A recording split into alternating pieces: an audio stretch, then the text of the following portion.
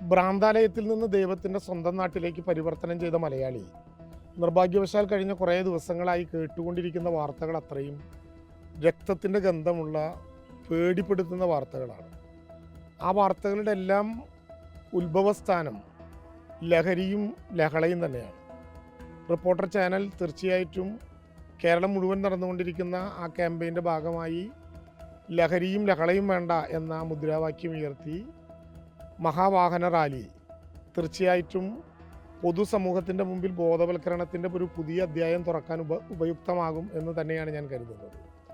ലഹരിക്കെതിരായിട്ടുള്ള ഒരു വലിയ യുദ്ധം എല്ലാ വിഭാഗം ആളുകളെയും സംഘടിപ്പിച്ചുകൊണ്ട് സംസ്ഥാന സർക്കാരിൻ്റെ നേതൃത്വത്തിൽ ആരംഭിച്ചിട്ടുണ്ട്. അത് കുറേ കൂടി ശക്തമാക്കി മുന്നോട്ട് കൊണ്ടുപോകണം എന്ന് കരുതുകയും ചെയ്യുകയാണ്.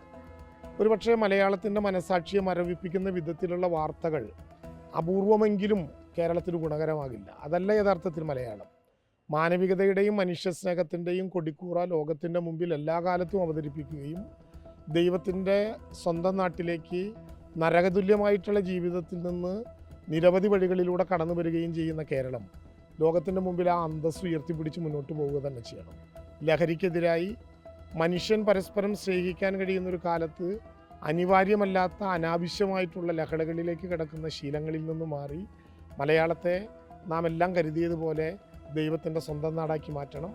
റിപ്പോർട്ടർ ചാനൽ കഴിഞ്ഞ കുറേ ദിവസങ്ങളായി ഈ വിപത്തുകളുടെ നേരെ ശക്തമായ പ്രതിരോധത്തിൻ്റെ കരുത്ത് പകരാൻ മലയാളിയെ പ്രേരിപ്പിക്കുന്നുണ്ട്. ഈ മഹാവാഹന റാലിയും അക്കാര്യത്തിൽ ഏറ്റവും പ്രധാനപ്പെട്ട ഒരു പരിശ്രമമാണ് എന്ന് കരുതുന്നു. സംസ്ഥാന സർക്കാർ ഈ കാര്യത്തിൽ പൂർണ്ണമായും ലഹരിക്കെതിരായി വലിയ ക്യാമ്പയിൻ എല്ലാ വിഭാഗം ആളുകളെയും സംഘടിപ്പിച്ചുകൊണ്ട് മുന്നോട്ട് പോവുകയാണ്. അക്കാര്യത്തിലും എല്ലാവരുടെയും സഹായം ഉണ്ടാകണം എന്ന് സവിനയം അഭ്യർത്ഥിക്കുന്നു. ഈ മഹായാത്രയ്ക്ക് ലഹരിക്കും ലഹളയ്ക്കുമെതിരായിട്ടുള്ള യുദ്ധത്തിന് എല്ലാ പിന്തുണയും പ്രഖ്യാപിക്കുന്നു.